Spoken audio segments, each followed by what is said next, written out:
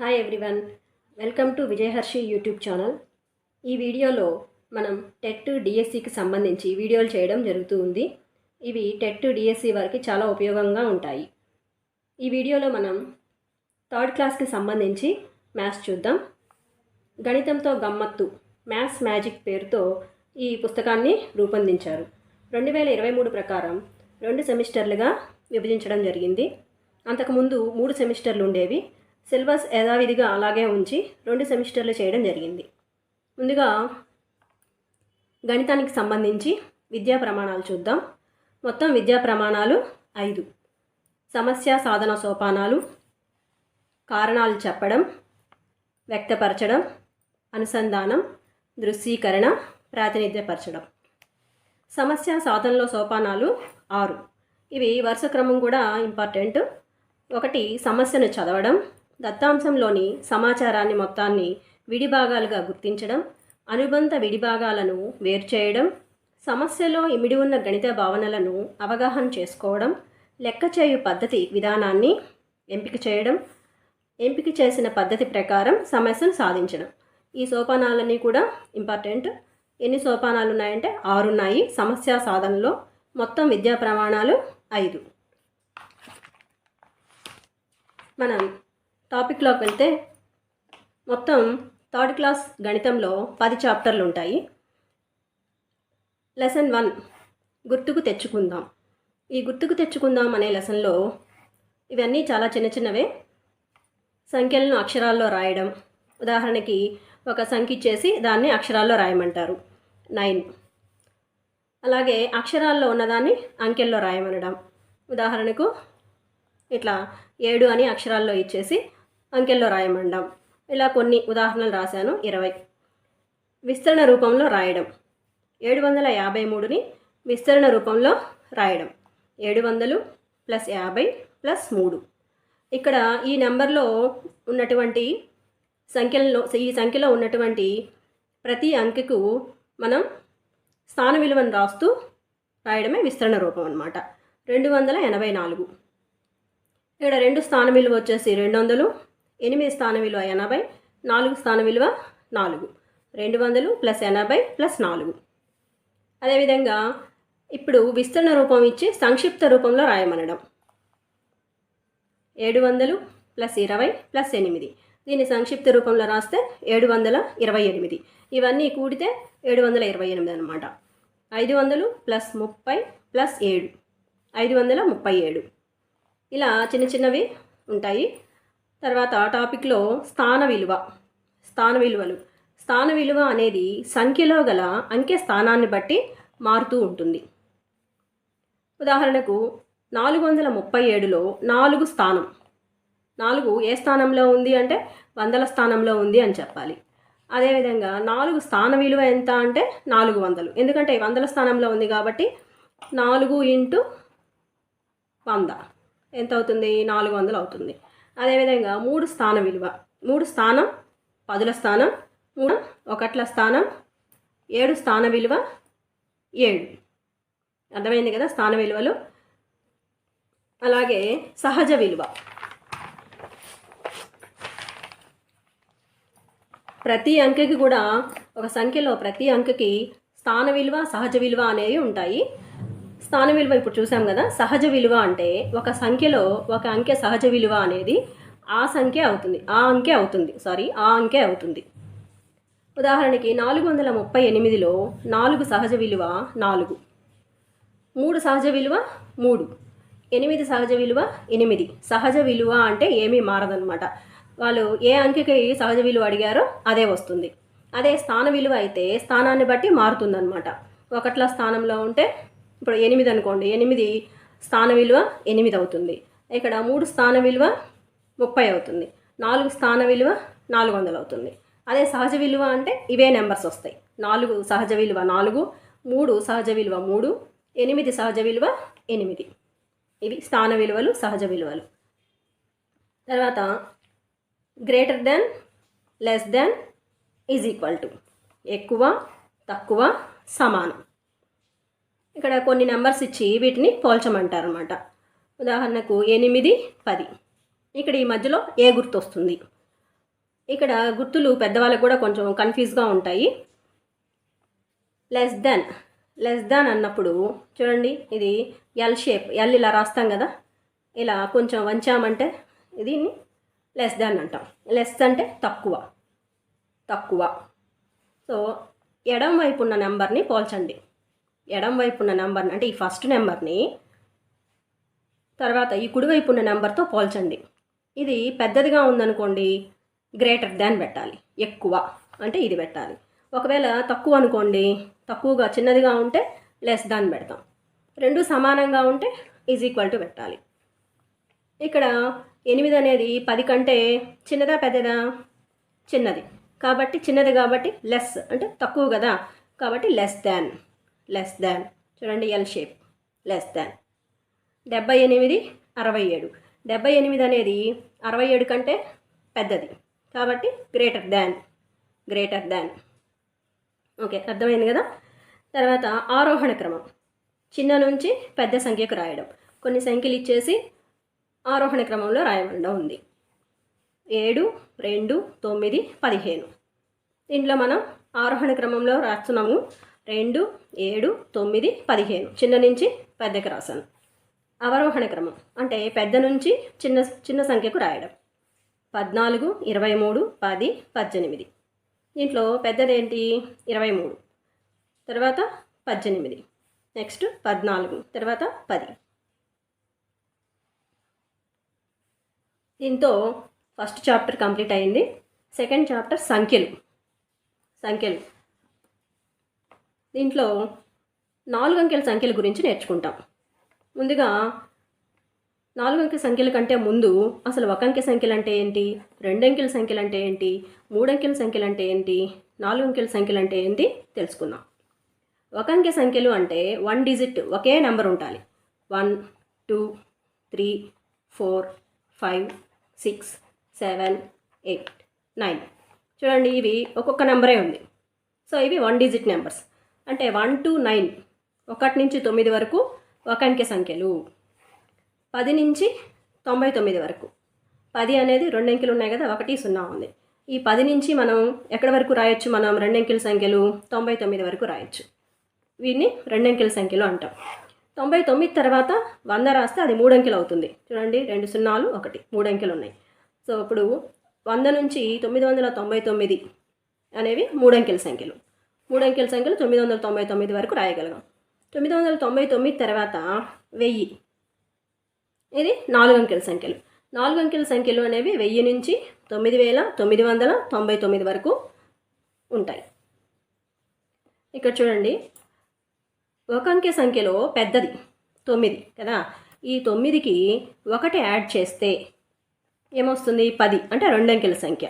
1 అంకె సంఖ్యలో పెద్ద నెంబర్కి 1 యాడ్ చేస్తే 10 వస్తుంది, అంటే 2 అంకెల సంఖ్య వస్తుంది. అదేవిధంగా 2 అంకెల సంఖ్యలో పెద్ద సంఖ్యకి అంటే 99కి 1 కలిపితే 3 అంకెల సంఖ్య 100, 3 అంకెల సంఖ్య వస్తుంది.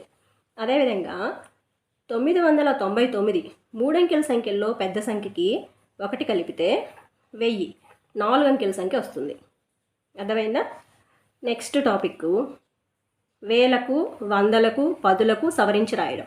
ఒక నెంబర్ ఇచ్చేసి 10లకు సవరించి రాయండి అంటారు, అలాగే 100లకు సవరించి రాయండి అంటారు, అలాగే వేలకు సవరించి రాయండి అంటారు.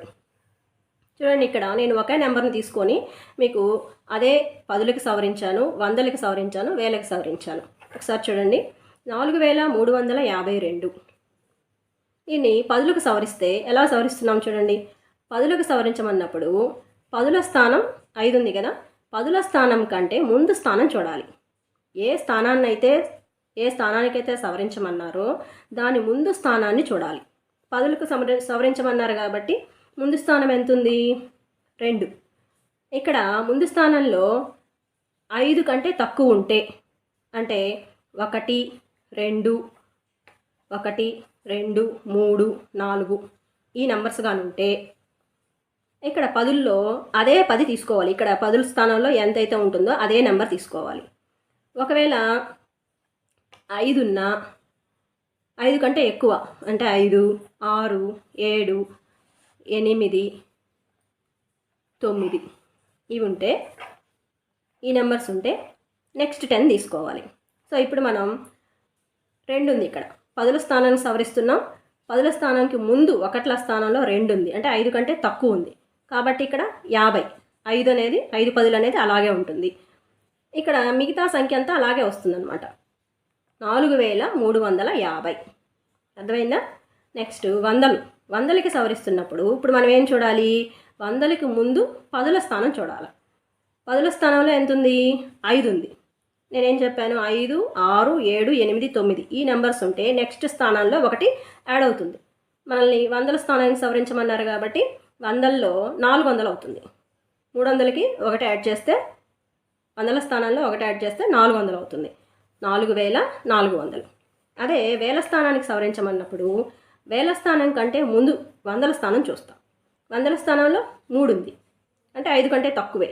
సో ఇక్కడ 4000 అలాగే ఉంటుంది, 4000. ఒకవేళ ఇక్కడ 5 కంటే ఎక్కువ ఉండింది అనుకోండి, అప్పుడు ఇక్కడ 5000 అవుతుంది. అర్థమైందా ఇది?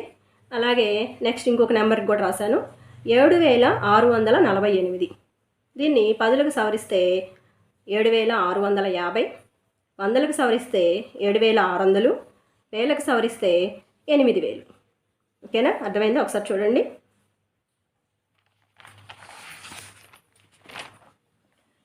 తర్వాత 4 అంకెల సంఖ్యలను అక్షరాల్లో రాయడం. 9909. దీన్ని అక్షరాల్లో రాశాను, అంకెల్లో రాయడం. 4 అంకెల సంఖ్యలను ఇచ్చి అక్షరాల్లో ఇచ్చి అంకెల్లో రాయమంటాం. విస్తరణ రూపం 2069. ఇవి కూడా అంతే. మనం ప్రతి నెంబర్కి, ఈచ్ అండ్ ఎవ్రీ నెంబర్కి స్థాన విలువను రాస్తూ పోతే అదే విస్తరణ రూపం అవుతుంది. 2069. లాస్ట్ నెంబర్ ఎంత ఉంది? 2 అనేది వేల స్థానం కదా, కాబట్టి 2000. 0 స్థాన విలువ 0. 6 పదుల స్థానంలో ఉంది కాబట్టి 6 పదులు 60, 9 ఒకట్లు 9. అదేవిధంగా 3678. 3 వేల స్థానంలో ఉంది కాబట్టి 3000 ప్లస్ 6 స్థాన విలువ 600, 7 స్థాన విలువ 7 పదులు 70 ప్లస్ 8 ఒకట్లు 8. ఇదే విధంగా సంక్షిప్త రూపం. ఇప్పుడు ఇవి ఇచ్చారు, సంక్షిప్త రూపంలో రాయాలి. 3000 ప్లస్ 200 ప్లస్ 40 ప్లస్ 7, 3247 అవుతుంది. సేమ్ ఇక్కడ ఇందాక మనం 3 అంకెల సంఖ్యల్ని పోల్చాం కదా, ఇక్కడ 4 అంకెల సంఖ్యల్ని పోల్చడం ఉంటుందన్నమాట. అందుకని ఇక్కడ ఇవి అందరికీ తెలిసినవే కాబట్టి రాయలేదు. ఇచ్చిన అంకెలతో పెద్ద సంఖ్య చిన్న సంఖ్యను ఏర్పరచడం, ఇది చాలా ఇంపార్టెంట్. ఒక 4 అంకెలు ఇచ్చేశారు, దీంతో పెద్ద సంఖ్యని చిన్న సంఖ్యని ఫామ్ చేయమండం జరుగుతుంది. 3, 7, 5, 9 ఈ సంఖ్యలతో ఏర్పడే పెద్ద సంఖ్య ఏమవుతుంది? ఎలా రాయాలంటే, పెద్ద నెంబర్ నుంచి రాస్తే పెద్ద నుంచి చిన్న నెంబర్కి, పెద్ద నెంబర్ నుంచి రాయాలి, అది పెద్ద సంఖ్య అవుతుంది. అదే చిన్న సంఖ్య నుంచి పెద్దకి రాస్తే అది చిన్న సంఖ్య అవుతుంది. ఇక్కడ పెద్ద సంఖ్య రాస్తున్నాను అంటే అవరోహణ క్రమంలో రాయాలి ఈ అంకెల్ని. 9, 7, 5, 3, 9753, 3579. తర్వాత 2, 0, 6, 1 పెద్ద సంఖ్య 6210. చిన్న సంఖ్యకు వచ్చేసరికి మీరు 0 చిన్నది కదా అన్నిటికంటే, అందుకని 0, 2, 6, 1 ఇది అనుకుంటారు. ఇది రాంగ్, ఇలా రాయకూడదు. మామూలుగా చిన్న సంఖ్య అంటే ఇది రాయాలి, 0, 1, 0, 1, 2, 6. ఇక్కడ 4 అంకెల పెద్ద చిన్న సంఖ్య అని అడిగారు అనుకోండి, 4 అంకెల చిన్న సంఖ్య అంటే 1, 0, 2, 6 రాయాలి. ఇక్కడ గమనించండి మళ్ళీ ఒకసారి, ఇచ్చిన అంకెలను 4 అంకెలు ఇచ్చారు కదా, 4 అంకెల పర్టికులర్గా 4 అంకెల చిన్న సంఖ్య అని అడిగితేనే ఇది రాయాలి. మామూలుగా చిన్న సంఖ్య అని అడిగితే ఇది రాయాలి, 0, 1, 2, 6. అర్థమైందా? 3, 7, 5, 9లతో ఏర్పడే 4 అంకెల సంఖ్యలు ఎన్ని? 4 అంకెలు ఇచ్చారు, వీటితో ఏర్పడే సంఖ్యలు ఎన్ని అంటే 24 వస్తాయన్నమాట. 24 సంఖ్యలు ఏర్పడతాయి. ఇక్కడ మనం సంఖ్యలు రాసే విధానం కూడా నేను కొన్ని రాశాను. ఒక 3000తోనే తీసుకుంటే 3 అనేది వేల స్థానంలో పెడితే 6 సంఖ్యలు రాయొచ్చు. అలాగే 7 అనేది వేల స్థానంలో పెడితే మళ్ళీ ఇంకొక 6 సంఖ్యలు రాయొచ్చు. అలాగే 5 అనేది వేల స్థానంలో పెడితే 6 సంఖ్యలు. అలా 9000తో 9 అనేది వేల స్థానంలో పెట్టి రాస్తే మళ్ళీ ఇంకొక 6 సంఖ్యలు వస్తాయి. మొత్తం 6 4లు 24 సంఖ్యలు వస్తాయి.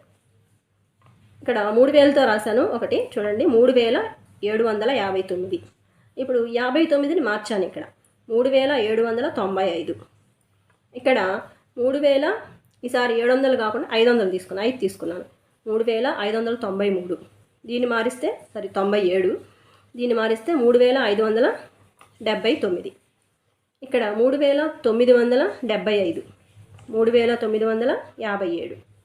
ఇలా ఒక్క 3000తోనే 6 సంఖ్యలు వస్తాయి. అలా ప్రతి నెంబర్కి 6 సంఖ్యలు, మొత్తం 24 సంఖ్యలు అనేవి వస్తాయి. తర్వాత చాప్టర్ సంకలనం. దీంట్లో చిన్న చిన్న కూడికలు ఉంటాయి. 3 అంకెల అతిపెద్ద సంఖ్య, 2 అంకెల అతిపెద్ద సంఖ్యల మొత్తం ఎంత? 3 అంకెల అతిపెద్ద సంఖ్య అంటే ఎంత? 999. 2 అంకెల అతిపెద్ద సంఖ్య అంటే 99. మొత్తం అంటే ఏం చేయాలి? యాడ్ చేయాలి. యాడ్ చేస్తే 1098 వస్తుంది. 3 అంకెల అతిపెద్ద సంఖ్య, 3 అంకెల అతి చిన్న సంఖ్యల మొత్తం ఎంత? 3 అంకెల్లో పెద్దది 999. 3 అంకెల చిన్న సంఖ్య వచ్చేసి 100. యాడ్ చేస్తే 1099. ఓకేనా? 4th చాప్టర్ వ్యవకలనం, తీసివేత. ఇంట్లో 1 డజను అంటే 12 వస్తువులకి సమానం. ఇంట్లో ఉండే వర్డ్ ప్రాబ్లమ్స్ మొత్తం 679 రూపాయలు రావడానికి 425 రూపాయలకి ఎంత కలపాలి? 425 రూపాయలకి ఎంత కలిపితే 679 రూపాయలు అవుతుంది? అంటే 679లోంచి 425ని తీసేస్తే 254 రూపాయలు వస్తుంది. 425కి 254 రూపాయలు కలపాలన్నమాట. మరొకటి, ఒక పాఠశాలలో 650 గుడ్లు ఉన్నాయి. మధ్యాహ్న భోజనానికి 579 గుడ్లు వాడారు. ఇంకను ఎన్ని గుడ్లు మిగిలినవి? 650లో 579 గుడ్లు వాడేశారు కాబట్టి అవి తీసేస్తే మిగిలినవి 71 గుడ్లు.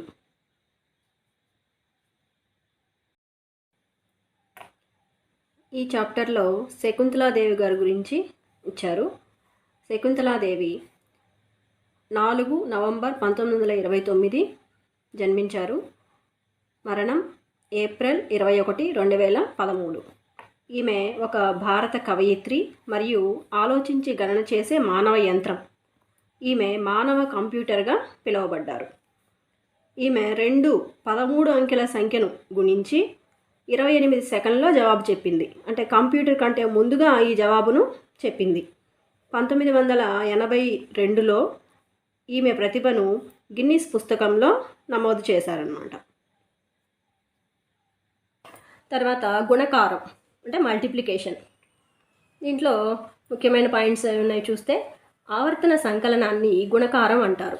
సంకలనం అంటే కూడిక, ఆవర్తనం అంటే మళ్ళీ రావడం. 10 + 10 + 10 + 10, 4 సార్లు 10ని యాడ్ చేస్తే 40 వస్తుంది. దీన్ని మన గుణకార రూపంలో ఎలా రాస్తాము అంటే 4 × 10. 10 అనేది ఎన్నిసార్లు ఉంది? 4 సార్లు ఉంది. కాబట్టి 4 × 10 40. ఇది గుణకార రూపం. దీనిలో ఈ గుణకార రూపంలో 4 అనే సంఖ్య 10చే గుణించబడుతుంది. 4 అనే సంఖ్య 4 అనేది 10చే గుణించబడుతుంది. కాబట్టి 4ని గుణ్యం. ఈ టర్మ్స్ బాగా ఇంపార్టెంట్. ఈ పదాలు 4ని గుణ్యం అంటారు. 10 అనే సంఖ్య 4ని గుణిస్తుంది. 10 అనేది 4ని గుణిస్తుంది. దీన్ని గుణకం అంటారు. = గుర్తుకి కుడివైపున ఉన్న జవాబుని లబ్ధం అంటారు. = అంటే సమానత్వపు గుర్తు. 21 × 2 = 42. 21 ఇంటూ 2 ఇజ్ ఈక్వల్ టు 42. దీంట్లో గుణ్యం 21, గుణకం 2, లబ్ధం 42. ఈ మొదట ఉన్నదాన్ని గుణ్యం అంటారు. దేంతో అయితే గుణిస్తున్నాం, 2తో గుణిస్తున్నాం కదా, 2ని గుణకం అంటాం. ఈ గుణించగా వచ్చిన దాన్ని లబ్ధం అంటాం. లబ్ధం 42. ఒక వర్డ్ ప్రాబ్లం చూద్దాం. కార్తీక్ వద్ద మొత్తం 4 ప్యాకెట్లు ఉన్నాయి. ఒక్కో ప్యాకెట్లో 24 టపాకాయలు ఉన్నాయి.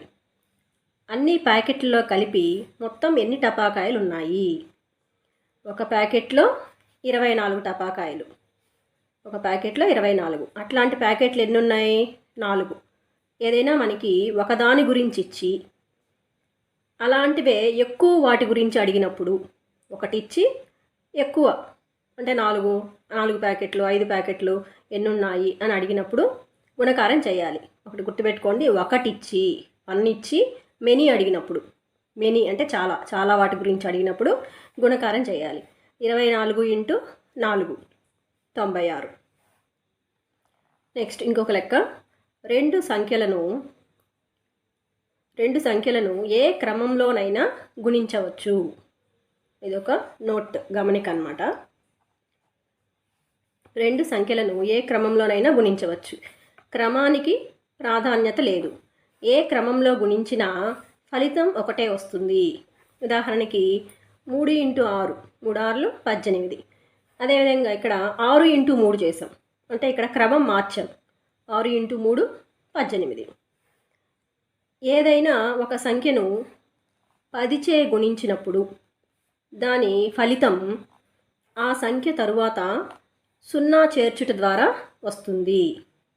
సపోజు 14ని 10తో పెంచుతున్నాం, 10తో మల్టిప్లై చేస్తుంటే 14 అదే సంఖ్య వస్తుంది. ఇక్కడ ఒక 0 వచ్చి చేరుతుంది. ఎందుకంటే 10తో కాబట్టి 10లో ఒక 0 కాబట్టి ఉండేది ఒక 0 అదనంగా చేరుతుంది. అదే సంఖ్య వచ్చి దాని తర్వాత 0 చేరుతుంది అన్నమాట. 12 ఇంటూ 10 120. ఒక రోజుకు 24 గంటలు ఉంటాయి. 11 రోజులకు మొత్తం ఎన్ని గంటలు ఉంటాయి? ఒక రోజులో 24 గంటలు ఉంటే 11 రోజుల్లో చూడండి, ఒక దాని గురించి ఇచ్చారు, చాలా వాటి గురించి అంటే చాలా రోజులు, 11 రోజులు. ఒకటిచ్చి మెనీ చాలా అడిగితే మల్టిప్లై 24 ఇంటూ 11 264 గంటలు. 1 కిలోగ్రామ్ మినపప్పు ధర 90 రూపాయలు. అయితే 13 కిలోగ్రాముల ధర ఎంత? 13 కేజీలు ఎంత? 1 కేజీ 90 రూపాయలు. 1 కేజీ గురించి ఇచ్చారు 90. మనం 13 కేజీలు కనుక్కోవాలి. 90 ఇంటూ 13, 13 9లు 117. ఇక్కడ 0, 117 0 అంటే 1170. ఏదైనా ఒక సంఖ్యను 100చే గుణించినప్పుడు దాని ఫలితం ఆ సంఖ్య పక్కన 2 సున్నాలు చేర్చుట ద్వారా వస్తుంది. ఇందాక మనం 10తో గుణించినప్పుడు అక్కడ ఒక 0 వచ్చి చేరుతుంది లబ్ధంలో. అలాగే ఇక్కడ 100తో గుణించినప్పుడు 2 సున్నాలు వచ్చి చేరుతాయి. సంఖ్య పక్కన 2 సున్నాలు వచ్చి చేరుతాయి. 32 ఇంటూ 100, 32 2 సున్నాలు 3200. అదేవిధంగా 60 ఇంటూ 100, 60 2 సున్నాలు అంటే 6000.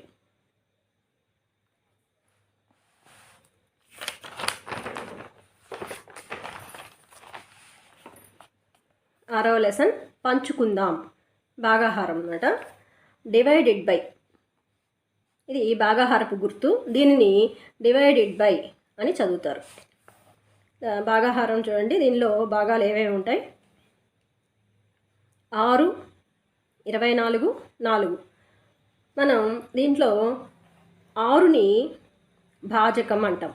భాజకం ఏ నెంబర్తో అయితే భాగిస్తున్నామో దాన్ని భాజకం అంటాం. ఏ నెంబర్ని భాగిస్తున్నాం? 24ని భాగిస్తున్నాం. 24ని విభాజ్యం అంటాం. విభాజ్యం అంటే భాగింపబడే సంఖ్య. దేన్ని మనం భాగిస్తున్నామో అది విభాజ్యం. దేనితో భాగిస్తున్నాము అంటే భాగించే సంఖ్యని భాజకం. భాగించగా వచ్చే ఫలితం భాగఫలం, మిగిలింది శేషం. 24 విభాజ్యం, 6 భాజకం, 4 భాగఫలం, 0 శేషం. శేషం 0 అయితే విభాజ్యం ఖచ్చితంగా అంటే నిశ్శేషంగా భాజకంతో భాగించబడుతుంది. ఇక్కడ చూడండి, శేషం 0 వచ్చింది అంటే 6 చేత 24 అనేది నిశ్శేషంగా భాగించబడుతుంది అని అర్థం.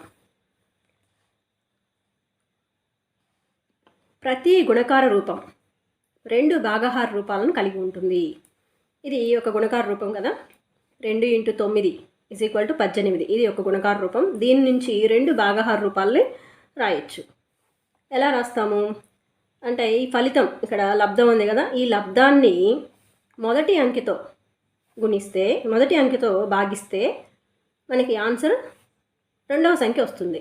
అంటే 18 / 2 = 9. అదేవిధంగా 18ని రెండవ నెంబర్తో భాగిస్తే మొదటి నెంబర్ ఆన్సర్గా వస్తుందన్నమాట. 18 / 9 = 2. ఏదైనా ఒక సంఖ్యను 1చే భాగిస్తే అదే సంఖ్య భాగఫలంగా వస్తుంది. సపోజ్ 6ని 1చే భాగించాం, 1 6 6 అంటే భాగఫలం ఏమొస్తుంది, అదే సంఖ్య వస్తుంది. ఏదైనా ఒక సంఖ్యను అదే సంఖ్యచే భాగిస్తే 1 భాగఫలంగా వస్తుంది. అదే సంఖ్యచే భాగిస్తే 1 భాగఫలం, 1చే భాగిస్తే అదే సంఖ్య భాగఫలం. చూసారు కదా, 6ని 6తో భాగిస్తే 1 భాగఫలంగా వస్తుంది.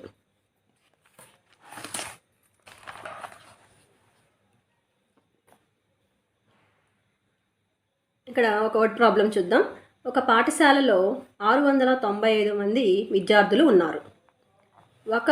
ఒక బెంచీకి 5 మంది విద్యార్థులు కూర్చోగలిగితే ఎన్ని బెంచీలు అవసరం? మొత్తం విద్యార్థులు 695. దీనిలో ఒక బెంచీకి 5 మంది కూర్చుంటారు. ఇప్పుడు బెంచీలు ఎన్ని కావాలి? దీంట్లో 695లో ఎన్ని 5లు ఉంటే అన్ని బెంచీలు అవసరం, అంతే కదా. ఒక బెంచీకి 5 మంది, ఎన్ని 5లు ఉంటాయో అన్ని బెంచీలు అవసరం. 695ని 5తో భాగించాం. ఇక్కడ క్యాన్సిలేషన్ చేశాను చూడండి. నాన్ మ్యాథ్స్ వాళ్ళు ఎవరైనా ఉంటే చూడండి, 5 1లు, ఇక్కడ 5 1లు. 6లో 5 వెళ్ళిపోతే ఇంకెంత ఉంది, 1 ఉంటుంది. 1 9 19, 5 3లు 15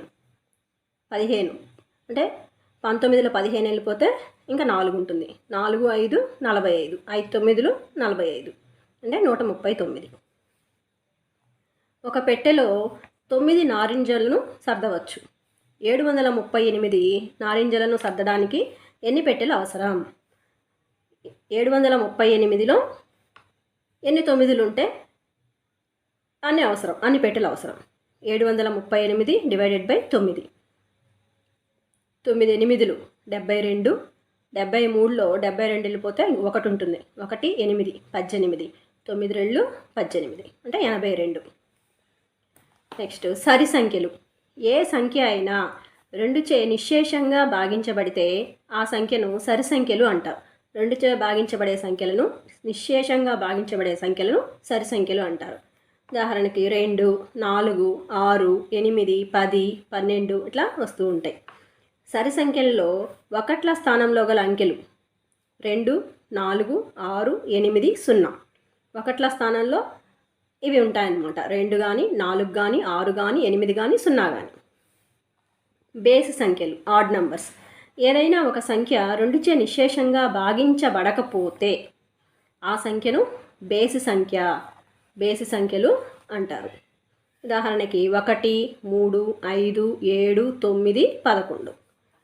బేసి సంఖ్యల్లో 1ల స్థానంలో 1 3 5 7 9 ఇవి ఉంటాయన్నమాట. 1 అయినా 3 అయినా 5 అయినా 7 అయినా 9 అయినా ఇవి ఉంటాయి. నెక్స్ట్ దత్తాంశ విశ్లేషణ. దీంట్లో మనకి పెద్దగా ఏం లేదు, గణన చిహ్నాలు. ఇవి అందరికీ ఎలా రాయాలో తెలుసు కదా. 3 రాయాలంటే 3 గీతలు, 4 రాయాలంటే 4 గీతలు పెడతాం. 5 రాయాలంటే 4 గీతలు రాసి ఇలా క్రాస్గా ఒకటి పెడతాం అన్నమాట. 5. అదేవిధంగా 10 రాయాలంటే ఇలాంటివి 2 రాస్తాం అన్నమాట. నెక్స్ట్ సమాన వాటాలు. సమాన వాటాలు హాఫ్ సగం 1/2. 2 సగాలు కలిపితే ఒక పూర్తి వస్తువు అవుతుంది. చూడండి ఇక్కడ ఇది ఒక సర్కిల్.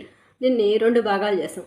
ఒక్కో భాగాన్ని 1/2 అంటాం. ఈ 1/2 ఇది 1/2 2 కలిపితే ఏమవుతుంది? 2/2 అవుతుంది. అంటే 2/2 అంటే అది ఒక పూర్తి వస్తువు. 2 ఒకట్లు క్యాన్సిల్ పోతే 1 అంటే ఒక పూర్తి వస్తువు అన్నమాట. 1/2 దీనిని ఇలా చదువుతాం 1/2 1/2 అని చదువుతాం.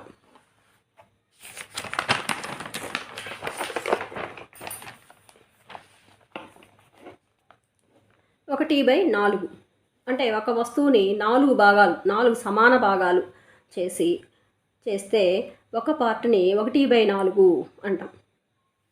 ఇక్కడ చూడండి ఒక పూర్తి వస్తువులో ఎన్ని 1/4 ఉంటాయంటే 4 1/4 అంటే 4 పావులు కలిస్తే ఒక పూర్తి వస్తువు అంటే 4/4 అవుతుంది. 4 ఒకట్లు క్యాన్సిల్ చేస్తే మళ్ళీ 1 అంటే ఒక పూర్తి వస్తువు అన్నమాట. సగంలో సగాన్ని పావు భాగం అంటాం. దీన్నే మనం 1/4తో సూచిస్తారు. ఇక్కడ ఈ బొమ్మల్లో ఇట్లాగా ఎగ్జామ్లో ఇట్లా ఇవ్వచ్చు అనమాట. క్రింది వాటిలో సమాన భాగాలుగా చేయబడిన చిత్రం ఏది? చూడండి దీంట్లో ఏది సమాన భాగాలుగా చేయబడింది? ఆన్సర్ కామెంట్ చేయండి. చూడండి ఆన్సర్ ఏమవుతుందంటే ఏ అవుతుంది.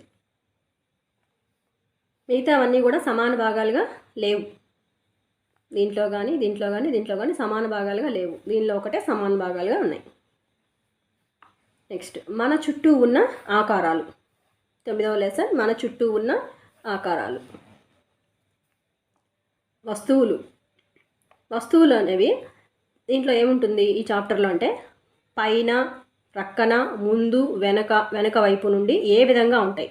వస్తువులు మనం పై నుంచి చూసినప్పుడు ఎలా ఉంటాయి, ప్రక్క నుంచి చూసినప్పుడు ఎలా ఉంటాయి, ముందు నుంచి చూసినప్పుడు ఎలా ఉంటాయి, వెనక వైపు నుంచి చూసినప్పుడు ఎలా ఉంటాయి అనేది ఈ చాప్టర్లో ఉంటుందన్నమాట.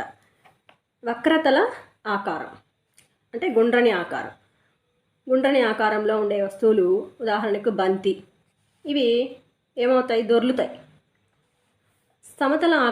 సమతలంగా అంటే ఎగ్జాంపుల్ పుస్తకం, ఇలాంటి వస్తువులు జారుతాయి. గుండ్రని ఆకారంలో అంటే వక్రతల ఆకారంలో ఉండే వస్తువులు దొర్లుతాయి. ఈ పాయింట్ గుర్తుపెట్టుకోండి. సమతల ఆకారంలో ఉండే వస్తువులు జారుతాయి. వస్తువులు అంచులు, ముఖాలు, మూలలు కలిగి ఉంటాయి. వస్తువులు అనేవి అంచులు, ముఖాలు, మూలలు అనేవి కలిగి ఉంటాయి అన్నమాట. ప్రతి వస్తువు కూడా అంచులు, ముఖాలు, మూలలు అనేవి కలిగి ఉంటాయి. మూలకు ఇంకొక పేరు శీర్షం. 2 అంచులు కలిసే చోటు శీర్షం. 2 ముఖాలు కలిసే చోటు ఏమంటాము అంటే అంచు అంటాం. చూడండి ఇది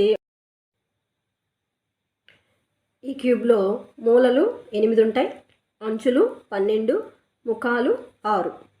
శీర్షం అంటే ఇది అన్నమాట. ఇక్కడ ఈ 2 గీతలు కలిసే చోటు శీర్షం. ఇది ముఖం. ఒక ముఖము ఇంకో ముఖం కలిసేదాన్ని అంచు అంటాం. అంచు. మూలలు 8, అంచులు 12, ముఖాలు 6. నెక్స్ట్ చాప్టర్ కొలతలు. పొడవులు కొలవడానికి ప్రామాణిక కొలత మీటరు. చిన్న పొడవులు కొలవడానికి సెంటీమీటర్లను ఉపయోగిస్తాం. అంటే మీటర్ కంటే తక్కువ అన్నమాట ఇవి సెంటీమీటర్. క్రికెట్ బ్యాట్ పొడవు సుమారు 1 మీటరు ఉంటుందన్నమాట. 1 మీటర్ ఈజ్ ఈక్వల్ టు 100 సెంటీమీటర్లు. 1 మీటర్ అనేది 100 సెంటీమీటర్లకి సమానం. 1 అడుగు అంటే 12 అంగుళాలు. 1 అడుగు 12 అంగుళాలు.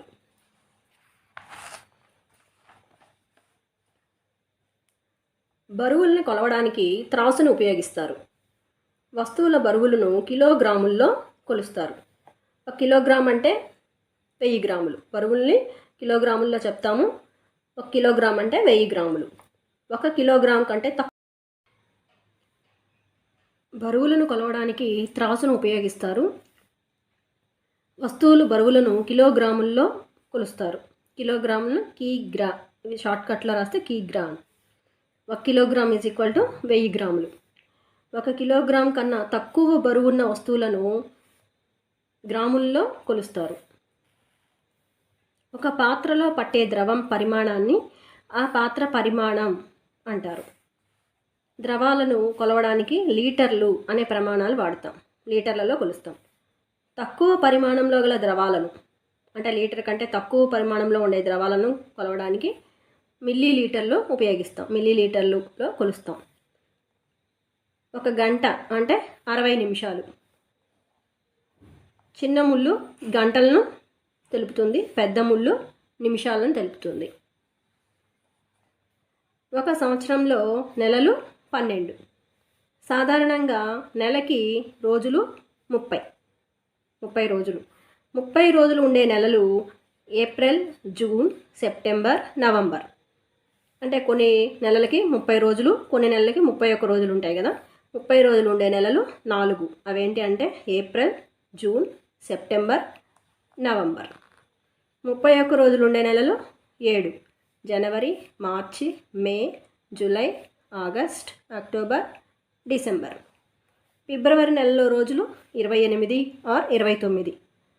సాధారణ సంవత్సరం అయితే 28 రోజులు ఉంటాయి. లీప్ సంవత్సరంలో 29 రోజులు ఉంటాయి. 1 సంవత్సరంలో రోజులు 365. లీపు సంవత్సరంలో ఉండే రోజులు 366. తేదీని ఈ విధంగా రాస్తాం. ఇప్పుడు ఆగస్టు 15, 1947.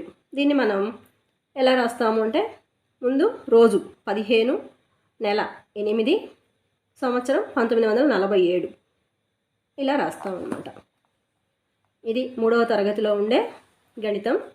మీకు నచ్చితే లైక్ చేయండి, షేర్ చేయండి మీ ఫ్రెండ్స్కి, అట్లాగే సబ్స్క్రైబ్ చేసుకోండి. Thank you.